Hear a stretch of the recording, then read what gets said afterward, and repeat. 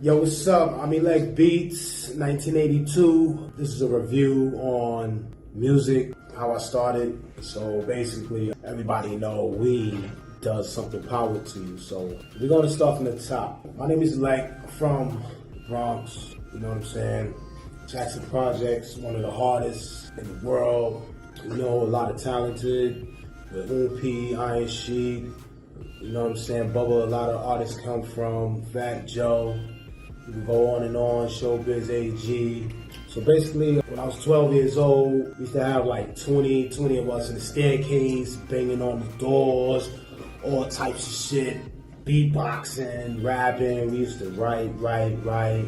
So one day, like, this is before like we started smoking weed. So we bought a nickel bag of weed. We rolled it up. We used to have to go ask people, yo, can you buy me a Philly from the store? And they'll buy us a Philly from the store. It used to be like 20 of us on one blunt. Sometimes the blunt make 2 blunts. So we hit that shit one day. And we like, yo, I started thinking, I'm like, we got all these lyrics. We need a piano. So I asked my mom, I was like, Mom, can you buy me a piano? Keyboard, right in Radio Shack, right across the street. It was right across the street in the mall. She's like, no, I can't afford that. So it's something like, I think a month went past or something. She had brung me something. She said, I go look in the living room. I see the piano. It was a Casio. It was a little baby Casio. So I'm like, all right. So now we needed radio. We needed a microphone. So I said, you know what? Instead of asking my mom, I'm just going to start saving up. Started working for Lovely, selling tapes, doing everything we can just to get a radio and a microphone so we could record the beats on tape. We had to buy the tape, we had to buy wires, microphones, all that. It was me, Nutbook, Studio God, Blaze, Galleon, Big Baby. There was a lot of us, man, you know. So anyway, we get all of that. We buying tapes. Now we like the beats. I used to beatbox and play the piano. I started learning the piano every day. Boom. After school, I couldn't wait to get home. After school, whoa. So we started learning. But at that time, we started buying tapes, instrumentals on tape for $4 on 3rd Avenue in the Bronx.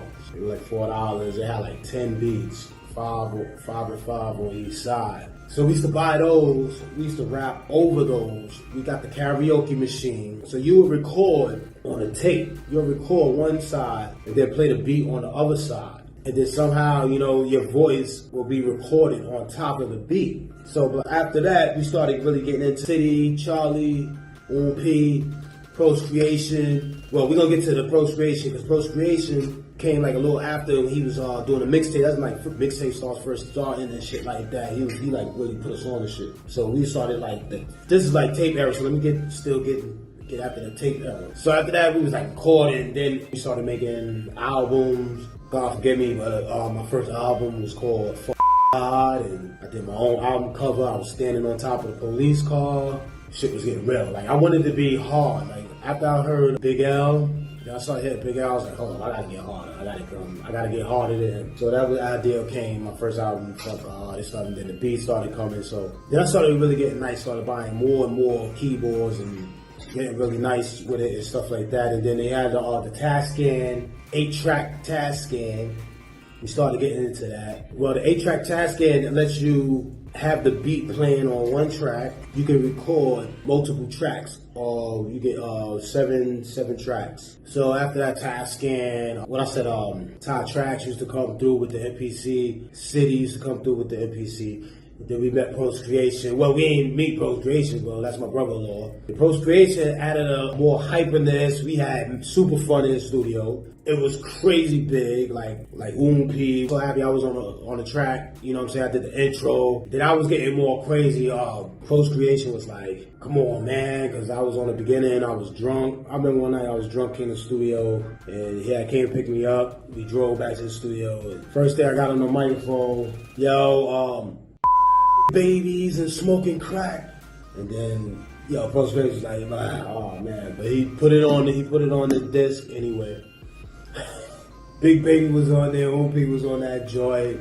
It was like the beginning. It was just something telling us. But as time changed, like they took away the tape, and then they started going to MP3s, MP3 players.